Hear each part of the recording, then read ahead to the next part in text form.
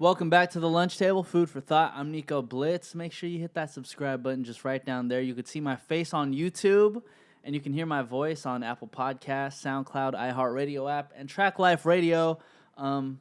Yes, and that's where you can find us at. Right now, though, I usually put on a whole bunch of artists, and I like to touch into that realm a lot. But today, I want to talk about somebody who works very much behind the scenes, somebody who make sure that you can get to all these events. Right now, I believe he's working with a Shoreline Mafia with their event. I think he's helped put together some of the dopest events for Genius, some Nipsey Hussle events too. He goes by the name of Dope Promoter on IG, but the real name is Dale. Yeah. What's poppin', Dale? What's up, bro? So do we go by Dale or like Dopey the entire time? I mean, like the whole name thing is weird because you got like the store in Fairfax and stuff. So it's like I've been going by Dope since like 2006. Yeah. And they came out like 2008. So ever since then, I've been trying to So you're the OG. Yeah. But at least in LA, Yeah. and it's like I wasn't trying to make it a brand or anything. It's just something I used to say a lot, like dope. Yeah. And over time, it kind of like people just kind of ran with it. I had a friend by the name of Sleepy, and he actually died. He was like the Rest in peace. Yeah. He was like the I don't know what to call it, like the crowd control. Like he used to go in the clubs and like party, and he was like YG's hype man off the stage. Oh like, shit. Yeah, like Pusha Ink days and Teach Me How to Dougie and like back in the Jerky movement and the hyphy movement. And when he died, I kind of just kept the name going out of respect for him. And that's kind of when I entered back into promotion. So I came up with like a change on Dope so I don't get sued. I just started going by Dope Promoter. Yeah. And then like over time it advanced to where I made Dope an acronym that stands for Defining Originality, Promoting Excellence. And the reason why I want to do this interview is because I feel like you do that. Like you define originality and you promote excellence. Well, I appreciate that, You know man. what I'm There saying? we go. It all ties in. That's why we're basically here today. You feel me? Basically, yeah. That's how I got the name. That's why I chose Dope Promoter, because that's what I want to do. That's what's up. Yeah. And for the people, like, what kind of events have you been like working? Have you been like promoting out there? Wow. So I kind of He's like, man, there's a laundry list of shit. Like I started out of college. And I think that's what kind of gave me the upper hand. Man, shout out Cal State LA. Yeah, bro. We went to the same school. Golden Eagles in the building. You feel me? Yeah. Hella fun times. And I think like in that college environment going there when I first got there, it wasn't much of a student life, and then we made a student life. So doing those type of like college events, Power 106, he did a celebrity basketball game there, and I kind of got to see like how they run stuff on the industry side and how the college did stuff. So when I stepped into the real world, it was kind of like I stepped in at the top. I started off at festivals. So this was like when there was only one hip hop festival. It was called Rock the Bells. And Damn. Yeah, that was literally the only hip hop festival at the time. The only That's one. crazy. So it was a blessing for me because I didn't choose it. It came by accident. It was one of those things where like out of the blue, like, I saw an opportunity, I applied for it. It didn't work out. And then out of it not working out, it eventually worked out. If that makes sense. Like, I wanted to go to pay dues, and then they had a contest where you can build a house with Merz. Merz is the dude. Yeah. Who Dope rapper, man. Right. Yeah. Mid city, rap, always giving back, living legends. So like from knowing him from living legends to me, that's like Merz. Oh my gosh. So I was just like, yeah, I just want to build a house with Merz. Like, and then I think the nonprofit was called Habitat for Humanities. And I was like, I never heard of them, but it sounds dope. They get to build a house with some kids. So I'm like, I'm all for it. So I applied, and I actually woke up late, overslept. Oh my God, dude. Yes. Come on, bro. The one time you're supposed to be punctual and actually be there, you wake up late. Bro, I woke up late. I was just like, damn, I failed. Like, they're already building the house. I'm not going to be merged. I'm not going to go to pay dues. If I do tell them, like, it's not a good look. Like, you the motherfucker who was late. Late, Yeah. So I was just like, damn. But like what a lot of people don't know is like I suffer with depression and like waking up and insomnia and staying up late nights. So this was like around the time where I didn't really know how to like go about dealing with that stuff. So here's the flip side. So I called in the lady, told her, I was late, I overslept, and she was like, well, we can't refund your donation and you already missed building the house, but if you want to join our street team, we can still let you go to pay dues. Wow. So I said, sure, anything, like I messed up. So I was just kind of like, anything's better than nothing. Yeah.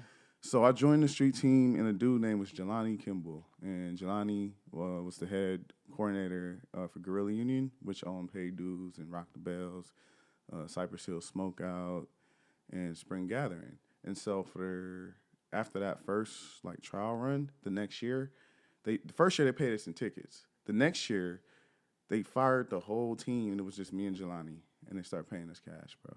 Oh, wow. Yeah. So it was like, I didn't realize how good I was doing, but it was the passion, like fucking Absol and Kendrick. Like, I mean, were you were you just really out there like hustling out the tickets, or like what were you doing that made you and Jelani stand out? See, the difference is like in the club scene when I was originally starting to be a promoter, like my friend Sleepy, he was working the club scene, and that's kind of like a tally thing, like it's commission based. You bring out people, you get a cut. It's a commission based business. Well, shit! Shout out to me and Princess. We actually used to like sell a lot of like the fucking clubs back in the Bay Area. I know what it is, man. When it's like a group of dudes, it's like, yeah, bro, like 15. Group of girls, it's like, yeah, we can do 12.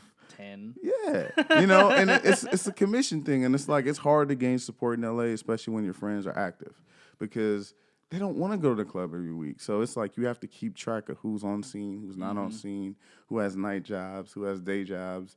Like, it becomes a lot here. So when I got to the festival scene, they were like, don't worry about any of that. The whole goal here is to make sure people see the name, see the flyer, know the brand, be loud, be vocal. Because even if they don't take a flyer, just saying, hey, Rock the Bell's coming up next month. Hey, Cam Flognon next month. Hey, Rolling Loud. Hey, Day and Night. Over time, they're like, these people are actually trying. Yeah. I hear them at every event. I see them at every festival. They've been out here for months.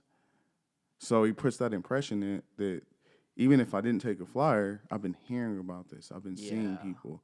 I've been seeing the ads because, digital's a thing. But, well, I think the problem that I probably had back in the day too, and that I still see with a bunch of people trying to promote their shit, is that like they believe the first time is like the last time. Right. You know what I mean? Like the idea that we're trying to plant a seed in all these people doesn't really like, I guess, makes sense to an average promoter, because the average promoter is just thinking like, oh, well, I need to sell my fucking tickets right now. I need to make sure they get this, get that, get that. But it's like, nah, if you just plant the seed, the next best thing is you hope for the next time that they actually recognize you and they recognize the brand that you're pushing out. They're like, okay, well, now I trust you. So maybe now I'm going to go buy a ticket. Maybe now I'm going to buy a flyer and actually consider going to this shit. And I think that's something I didn't realize until after I left Guerrilla Union. Because people knew my face. Even if they didn't know what I did, who I worked for, what event I was pushing, they knew it was like a staple. You can expect me to stand outside a concert venue and catch me on the way out. So over time, I met some really good people, crazy ages, but these are people that go to concerts a lot. So when you see them a lot, you start to recognize, like, damn, you go to every concert, but you start to pick up on their taste in music. Yeah. Based on the concerts you see them. Like I saw some of our professors at the Playboy Jazz Fest. Ooh. You know what I'm saying? And that's crazy. And we were promoting jazz at the time. So when my professor saw me, it was actually Tony Cox.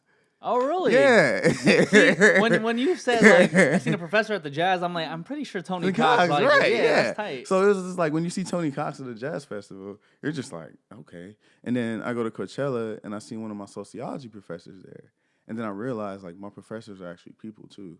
They have a taste in music. They have a life outside of just, like, this school. Right.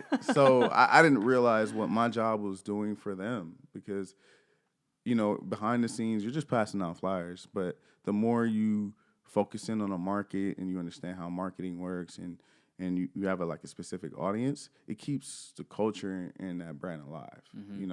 If I didn't promote, say, Rock the Bells back in the day, they couldn't be a Rolling Loud today or a Day and Night or any one of these other festivals in hip-hop because people wouldn't invest in it. They wouldn't know that these things were profitable. Mm-hmm. They wouldn't know that it made money. They wouldn't have numbers to look at, you know. And I think that's the part where like business and promotion meets, is that a lot of times when you first come into business, you're coming from desperation standpoints. And for me, it was one of those things. I was a college kid. I just wanted to hustle. But over time, you know, like it's turned into where I always did a good job. So for me, it was kind of like I became a brand in itself. And I didn't realize that until the people who own the fader actually like told me. Well, what'd they say? They were like, "Yo, bro, we appreciate everything you do." And I'm just like, "Okay." And then I'm just kind of like, "Wait, I appreciate the checks. Like, I should be saying thank you to you." Yeah. You know, and what was crazy about that is that they were like, "Bro, your name comes up all the time in the office." And I'm like, "For real?" Like, see, what was weird about that is the faders in New York. And we're in California. Huh. So they rely on me out here. So what exactly were you doing like for the fader at that time? So faders. What year was this? This was 2015. Okay. The 1 year after I graduated from Cal State LA, and that was the first thing I did outside of college. After Rock the Bells, that ended like 2013, and then around 2015, it's kind of once I got school figured out, I went out in the real world and I applied for this company called Cornerstone, and Il Camille. Yeah. Il Camille was the first person to say, like, you'll be perfect for it. And I'm just like, yo, all right, cool. You know, so I went ahead, did it, not knowing that she was a part of it. And I signed up for Cornerstone. They're the company, the marketing agency that owns the fader, but they also did a lot of experimental marketing back in the 90s with, like, Biggie and Puff. And wow. Yeah, and they were, like, one of the first companies to do cross-branding. Like, they would take, like, a Sprite and an artist. Get like a LeBron James, get like a Lil Yachty. Oh. So they kind of... Cornerstone is one of those. Cornerstones was the first. And, wow. And that's how they took that money and they made the fader brand. And the fader brand was all about transitioning from different genres of hip-hop. Yeah. Well, not hip-hop, from music. So they can go from hip-hop to EDM to R&B to alternative to country. Because that's the fader. It's a DJ... equipment. So for me to, you know what, dude, I actually didn't even like realize that up until you said it out loud. Because I'm like, why is this shit called the fader? Yeah. But that shit makes sense because amongst all the other, I guess, media outlets out there too, they're literally the only one who, aside from like Colors right now, who can like Colors is dope. Colors is dope. But you know what I mean? Like they're able to like just implement, I guess, their own sound between like amongst all the genres, and it's crazy. Genius too. But it's insane that you were working for the parent company of the fader. Right. And see, this is the structured corporate that like I never understood. I never understood there was parent companies. Like I didn't go to school for business. I was a sociology major. I just like kicking it. That was my thing. Like who gives a shit? Like, and then when I realized I actually understood it, it made me pay attention. And when they paid attention to my name, the thing that we were at South by Southwest, and they put me on a guest list to Score More. You heard of them? Mm-mm. They're like some company. I didn't know much about them at the time, but they went on to like help with Dreamville Festival. Wow. And all that stuff. This is the same people that manage them, Tory Lanez, J. Cole. So through them, they had a party, and they put me on the guest list. But someone used my name to check into this party about a bitch. Because they knew that they had put me on the list, and then they knew before I knew. That's insane. So then did you end up getting into the party? Yeah, I had to show my ID, but the other person didn't. Oh, that's crazy. So it's stuff like that where it's like, damn, that's hella respect. Like, you know what I'm saying? Like, that's when I realized I had a brand of my own, because these are actual people. Like, people think brands are just companies, but people make these brands. Yeah. Even like, LeBron James, the basketball player, is bigger than LeBron James, just the person. Because when people sign LeBron James to do a Sprite commercial, they want everything that comes with him. They want him, the person. They want his entire fan base, most importantly. And they also want that look from like the NBA fans, the freaking music fans, the hip hop realm. They want all these things that come with LeBron James, the brand. So you, as dope promoter, it's like everything that you come with is a lot bigger than who you actually are. Right. And I think that's why I want most artists to think about their branding more than just their music. And it has to be a long-term thing. It can't just be, oh, I'm branding for one album. You know, it's like, this is your life. Like, when you step in front of these places, you get these interviews, how are you going to take your thoughts, your ideas, and transfer them to tangible objects? Mm-hmm. You know, music nowadays, most of it's being streamed. And, you know, there's some people, like, I had a conversation. You know what Trilliano is? Yeah. I had a conversation with Trilliano, and very smart guy, also went to Cal State LA. Hey, shout out to Trilliano. Hey, so did LeVar Ball too. He went to Right, Cal State right. LA, but anyways. A lot of plugging, a lot of plug. Go ahead. But yeah, Trilliano, we talked a lot about reverse marketing. What that is like, for instance, he printed up some singles, one of his singles of a song with him and Greedo. Okay. And because, you know, Greedo was about to be incarcerated, he went around and passed out and sold singles. And then he signed each... Single CDs? Single CDs. Damn. And then he signed each one. That's ballsy. He signed each one with his autograph for $10. So it was $1 for a single. Wait, $10 for an autograph. That's crazy. See that branding? Yeah, that's hard. So dude. my boy, he was selling out. He said, when I was talking to him, he said he went to a weed shop. The guy in the dispensary bought 100 singles off of him. And I said, bro, you're a genius, because at the end of the day, everyone is trying to get $1 million, but they're missing out on the $3, on the $4, on the $10. It's kind of like they see the bigger picture, but don't necessarily know this. Don't realize that it takes $1 at a time just to get to $1 million. It's like, bro, nobody's just gonna throw $1 million at you. Too, like, right? Yeah. But you know what I mean? That kind of reminds me of Nipsey when he sold his CDs for $100 each, and I'm like, bruh, who's gonna buy that? But people bought it. It sold out, and that's the thing. It's a temperature check. You see somebody in the streets, you don't know if they racist or you don't know if they with that hood, and so you just kind of like temperature check. And Nip kind of did that. Nip kind of did the temperature check, and for everybody, I feel like artists now can control their branding and their marketing a lot better because of artists that actually put their stuff out there and could have failed. You know, that could have been a disaster, both of them. You know, but I think that's the inspiration that, you know, people need to realize is that you can create your own business models for your art, and understanding your art will only increase in time. So brand well. Don't go into something rushing it, because if you rush it, people are going to rush to forget about it. Well, you know, this is a conversation I have with a bunch of my people at the lunch table, right? Like, when we first got lunch table shirts, I was like, okay, like, we're all going to throw in money just to pay for these shirts, right? But when we get the shirts, we're still buying the shirts. Right. Like, I still throw down money for whatever, you know, merchandise we get, because that's just where we are right now. Right. But at the same time, I have a whole bunch of homies who hit me up like, hey, bro, you know, give me like $5 off. Like, hey, bro, you know, like, give me like 20% off. Like, nah. It's just at that price, because the second you devalue whatever product or whatever your brand is the second other people are going to devalue it too. Right. So there was no conversation about, let's pass out free shirts during the concerts. Let's pass out free this, free that, because it's not worth free to us. It's not worth. It's not free. And I mean, Desto Dub. I bought a $100 hoodie from Desto. Not because I drink cough syrup, but because I understood the double entendre of that's an awful lot of cough syrup. What do you mean? There's two sides to that. There's a saying, that's an awful lot of cough syrup. I've never heard of that. You never heard that's an awful lot of No. what? Is that new? Well, that's it's like one of the hottest brands out right now.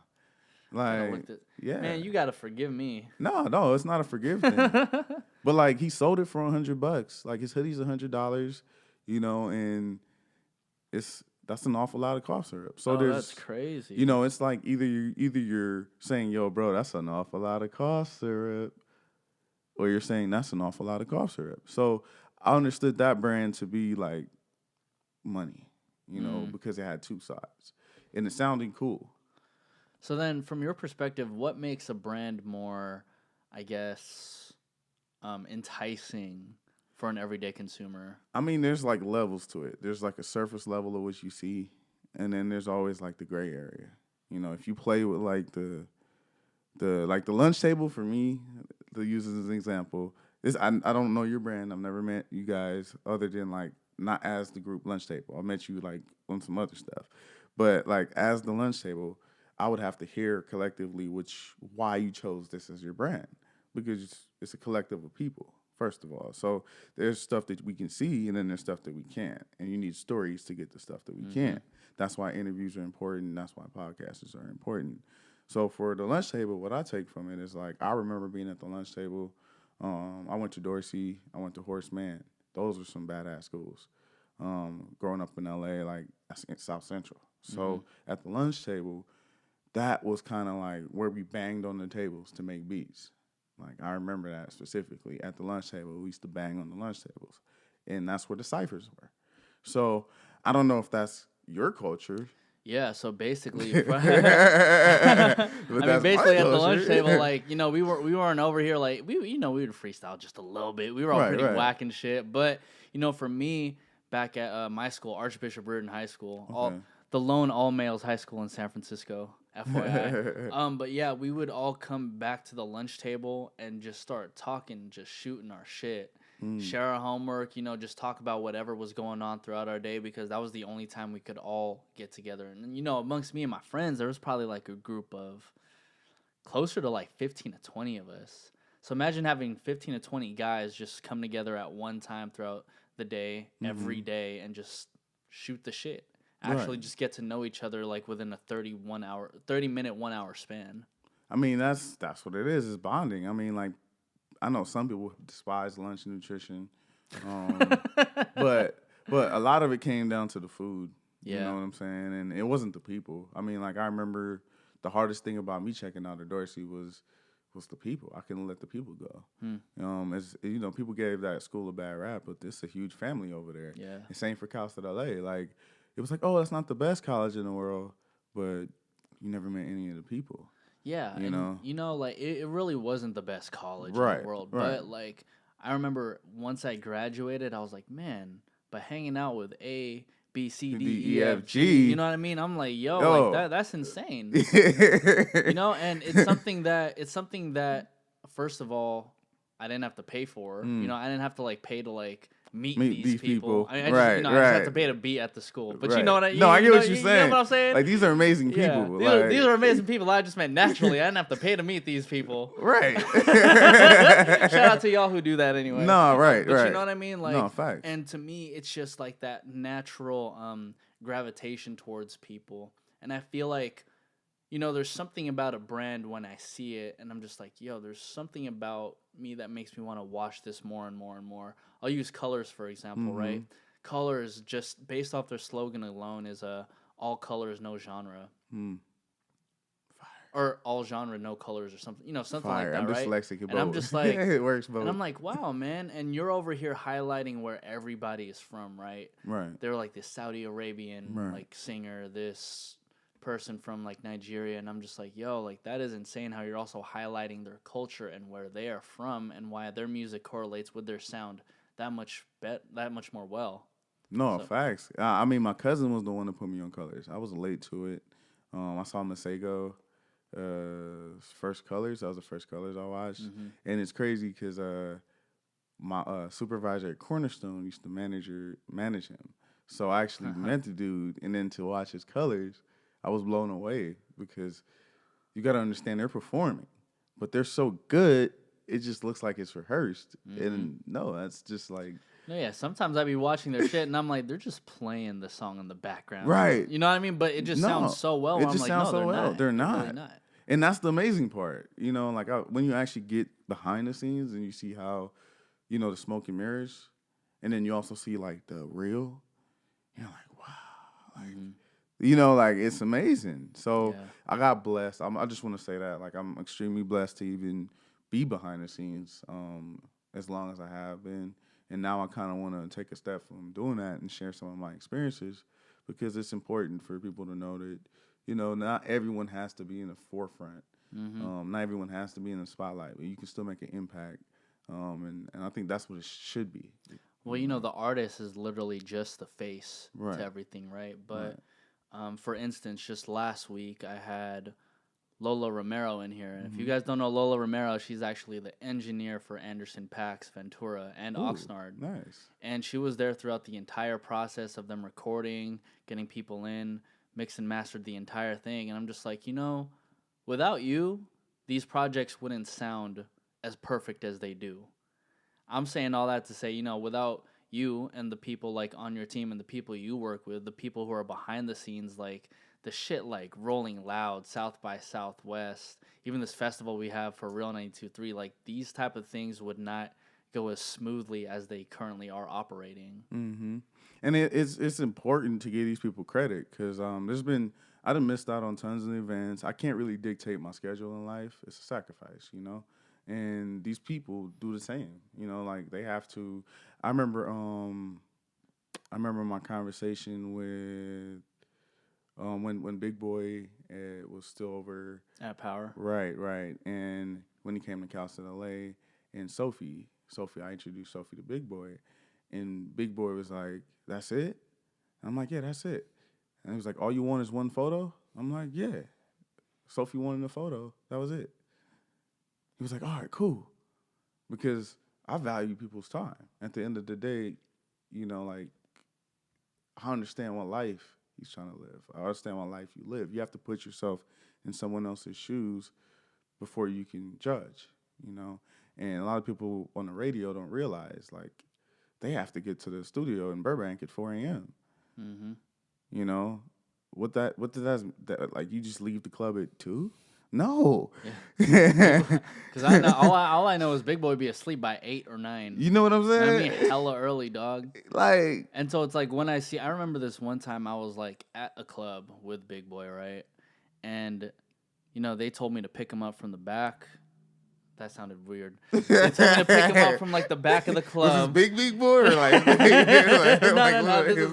This is like new and improved Big Boy. Right, so they told me to pick him up from the back of the club. I'm like, all right, cool. And I'm walking him through, and I got him to the stage.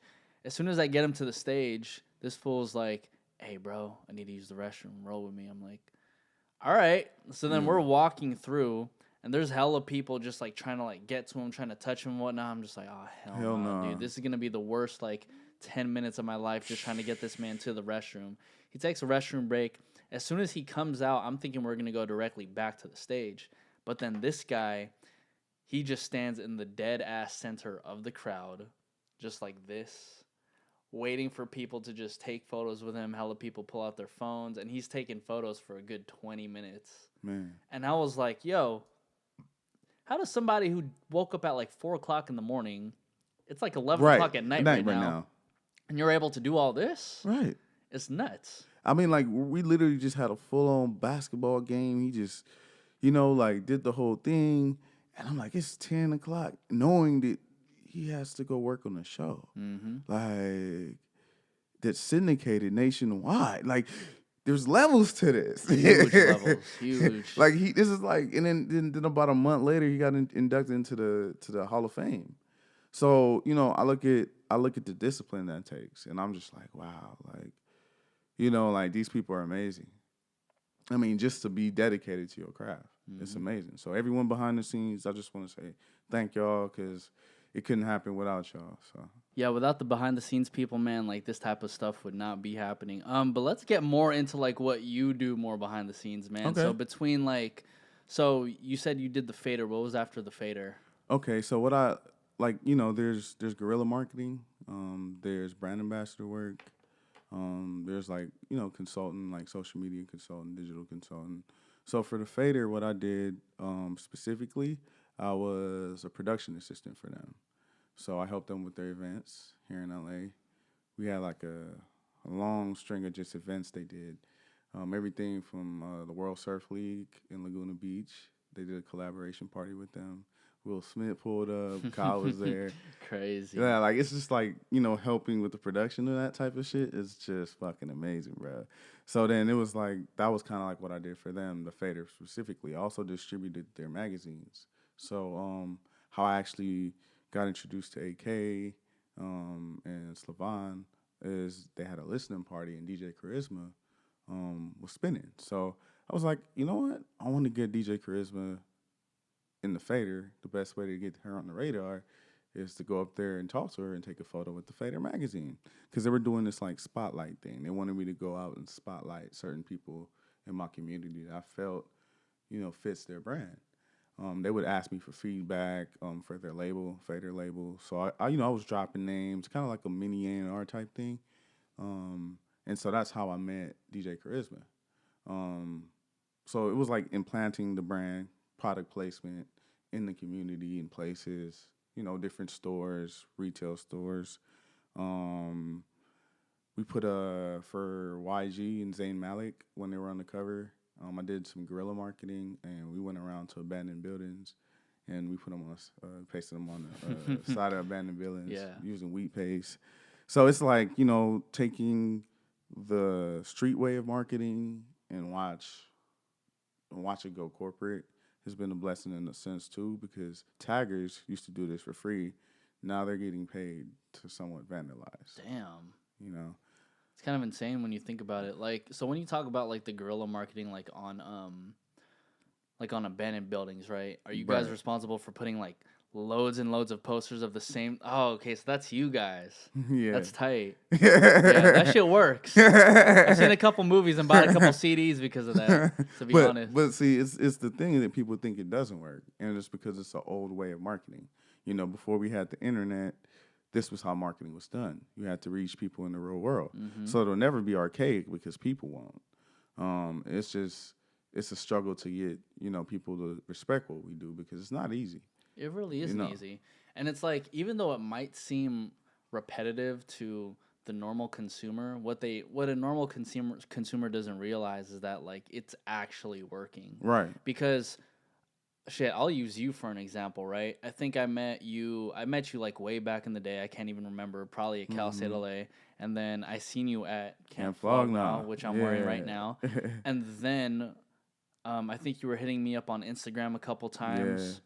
And then when I just seen you at an event last week, I was like, okay, I'm a firm believer of if I see a single entity or something multiple times, that something is supposed to happen. Right. And you alone, like, you know what I mean? Like, you alone just being active in all these single places throughout like a period of time, that's branding in itself. And it's not something that's going to happen immediately, but it does happen like over time. And it's clear like that as a sociologist. This is why it's important to go to school. Because I used to always have that feeling too. Like, most of these things I get, they come to me based off of past work. So it's a law of attraction type thing where it's just like, oh, I would love to do Victory Lap. And then Victory Lap falls in your hand. It's not like I called them. They called me based on my past work.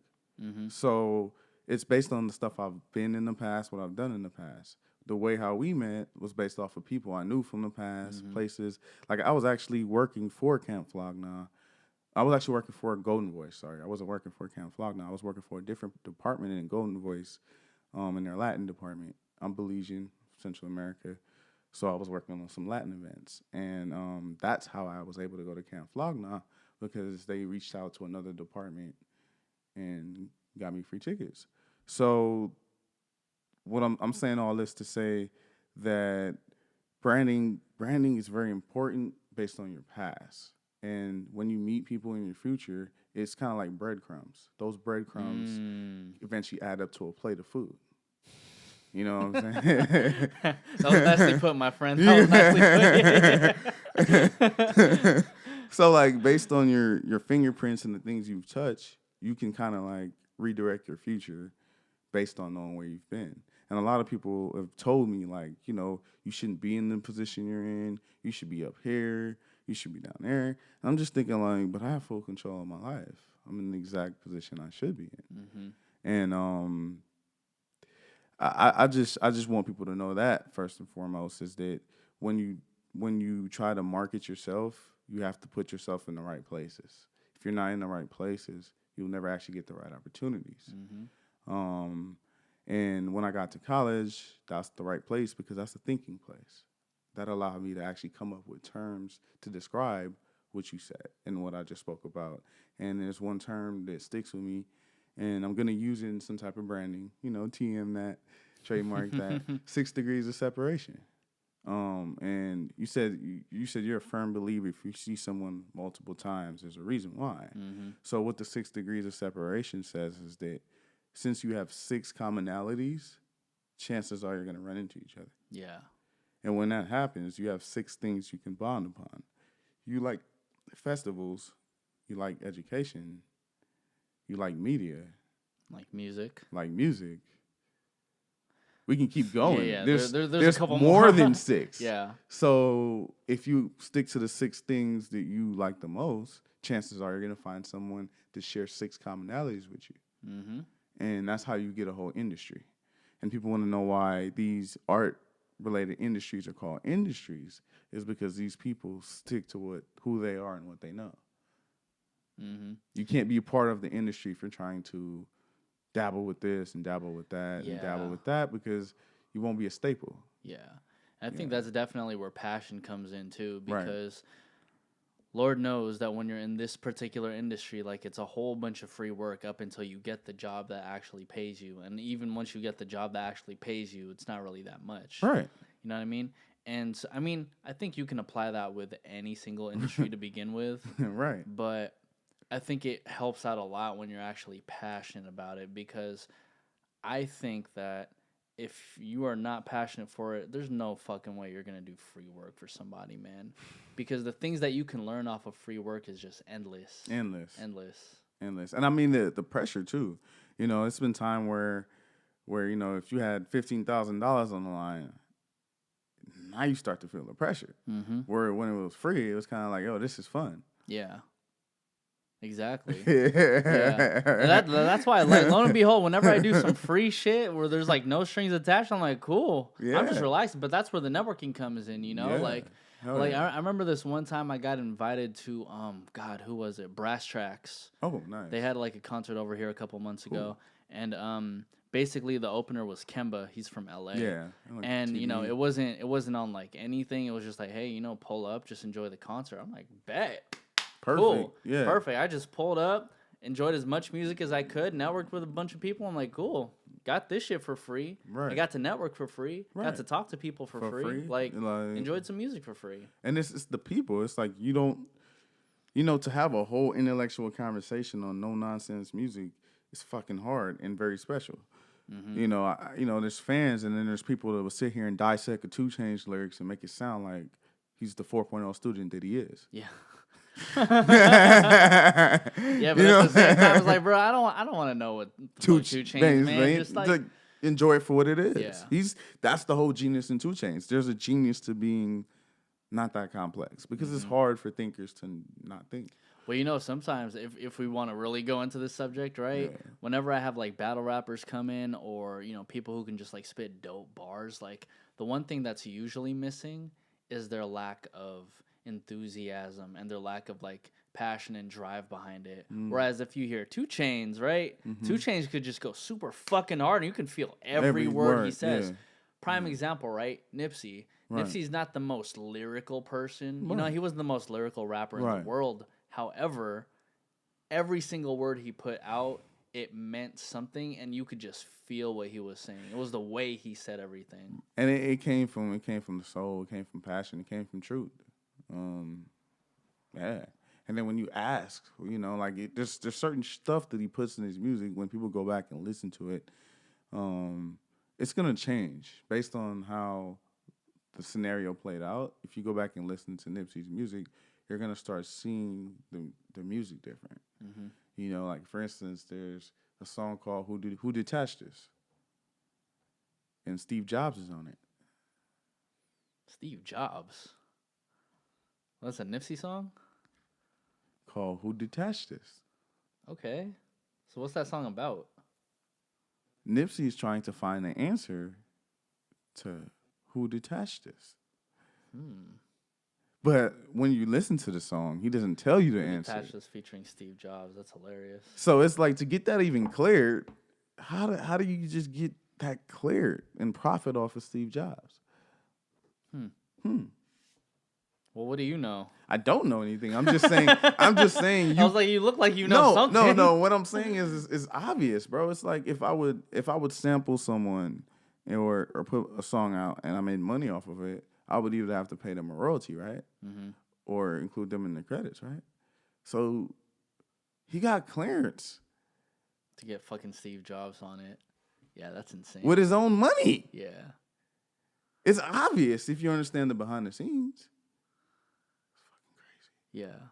You get what I'm saying? So it's stuff like that. You go back and you try to figure out who to attach this. Go listen to what Steve Jobs said. I mean, what did you get from the song? I mean, what I got from the song was clarity. And it's still new to me because it's one of those tracks that I didn't even notice. You know, Nipsey put out so much music, bro, that in a time when I was in college, I was using some of his songs to get through, and I play them on repeat. Mm-hmm. I didn't have to play the whole album because some songs spoke to me at different times, you know. After a while, I actually stopped listening to Nipsey Hussle because I was running so hard. The only music I listened to was the music that I had to learn that was on the flyers I was promoting. I used to go out there and rap some of the songs from the people because I knew how to rap. So, you know, if you wanted to hear an Ab Soul verse, I would rap an Ab Soul verse because he's on the flyer. Damn. And that's, you see, That's your way of promoting it. That's hella funny. That's crazy, right? So it's that type of marketing I was doing, which got me out of the realm of just playing Nipsey. So when I go back and listen to stuff, I'm picking up on little drops. And, you know, Steve Jobs talks about happiness on that song. He talks about why you shouldn't give up. And, you know, the separation that we create. And a lot of it is money. Yeah. Yeah. Money is... I've learned that like money is the one thing that will make you look at your coworker and be like, how the fuck is this motherfucker getting paid more than me? And I think money is definitely like it sets the brackets up between like right. you and somebody else, and it also makes us not want to do things if we feel like we're not getting compensated enough for.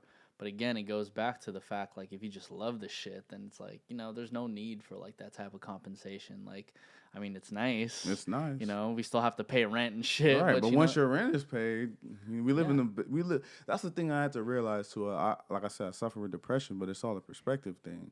You know, like every time I feel like I'm down or out, I realize like you're complaining about looking at the Hollywood sign right now. Okay. Mm-hmm. You're going north on the 101. All right, bro. Yeah. You start putting it in a perspective, and it's just like, this is priceless. Well, I feel like it's much different because like you're from LA, right? Right. So well, like I'm born in Belize, raised in LA. But so you've basically been in LA like your whole life. 20 right? years. 20 years. See, and I think it's a lot different when it comes to folks in LA because there's so many people from the outside world trying to be here that sometimes someone like you might forget, or even me, I forget like a lot of the time about where I'm at, and I'm like, yo, someone would kill just to live in this fucking apartment right now. You know what I mean?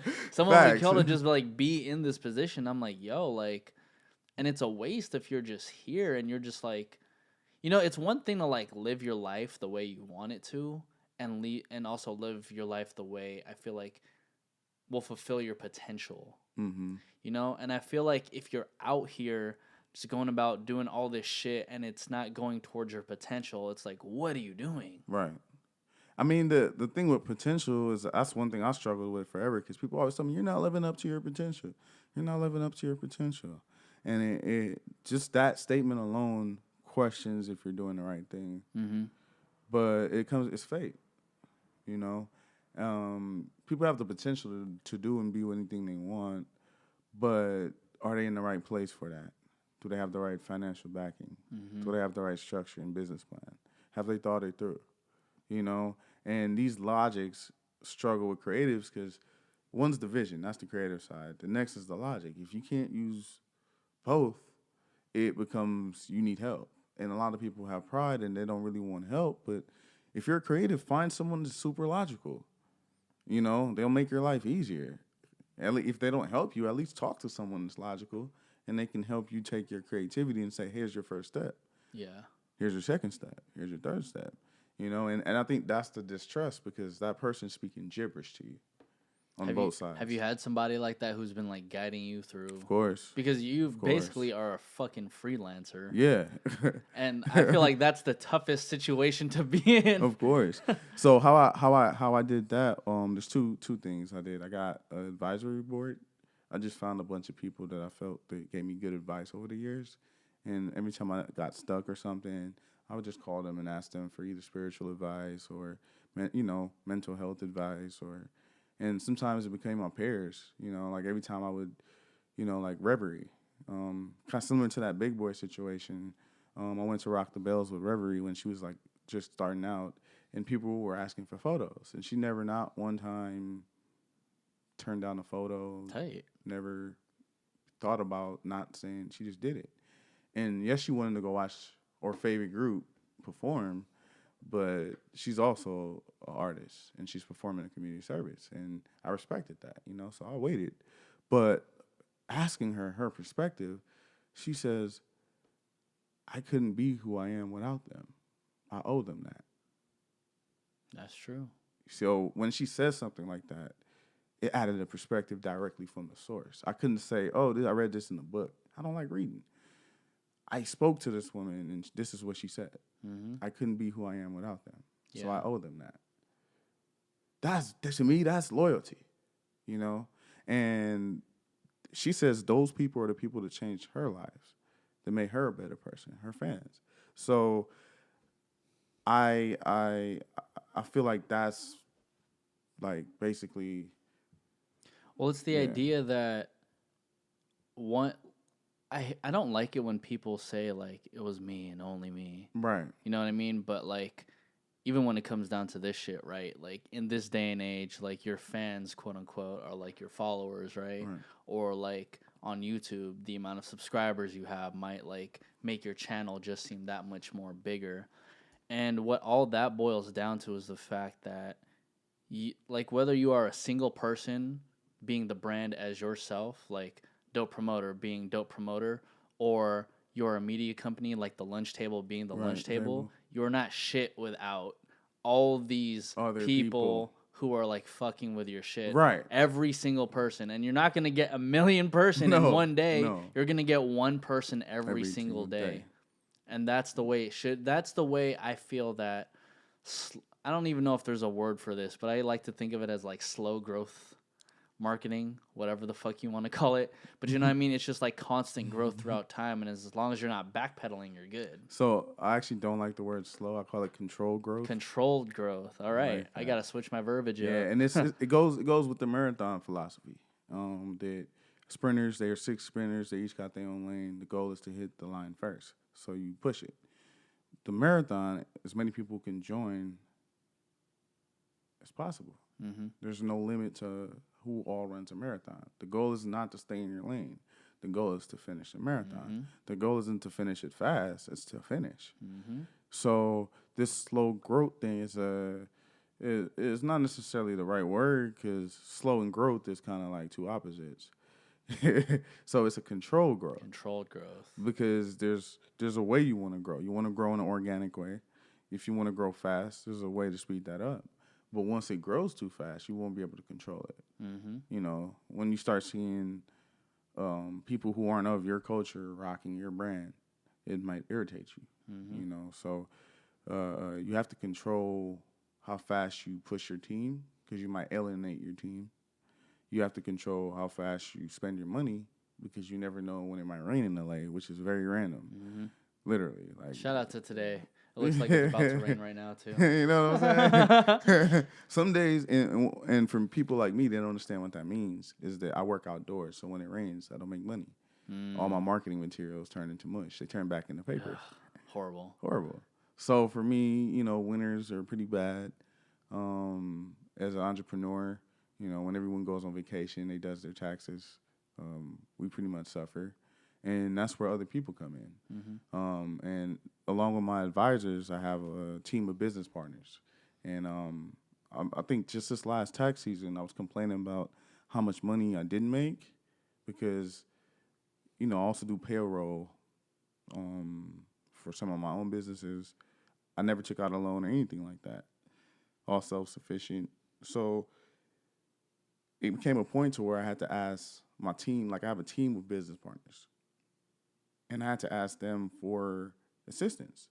But because I've helped them on so much amount of campaigns and helped them make so much amount of money, it's no problem, you know. And then also that same team is not only are we partners, it becomes, if you think about a company in itself, you know, if I had to take 10 of my friends who are independent contractors, who are freelance, and say, hey, let's throw a party, or at least let's hang out for the weekend. In that one room, you have a company. We don't see ourselves as a company. But when we were doing our taxes, we were all arguing about how much money we made this year. And I'm just thinking about, we have $1 million operation. We just made $1 million this year. Yeah. And we're not celebrating that. We're each celebrating our own individual personal wins that we did together. That's kind of weird when you think about it that way. I feel like at that point, all you really have to do is like think of one grand idea that all of you can like agree on, and then boom. Boom. It's a company. But the problem is we understand that people like to disagree. That's why we're all contractors. That's why we're all friends still. That's why we can all hang out and do business and send work to each other. Because we came up with this new business model that freelancing is actually what makes LA so special. You know, these people have the freedom to be themselves. And they will not trade that for any amount of money in the world. Hey, that is a perfect way to end this podcast. That shit was crazy. That was a fucking gem, bro. I appreciate that. And I appreciate you like coming through, man. One last thing I do want to ask you before we get out of here. Like, how did you end up linking with like the whole victory lap? Wow. So remember that conversation about me meeting DJ Charisma? Yeah. So about a year, a few months after, I got a call out the random blue. Like, hey, bro, Nip is about to do victory lap. We need you. I said, no problem. I do it for free. He was like, nah, bro, they're going to pay you. Like,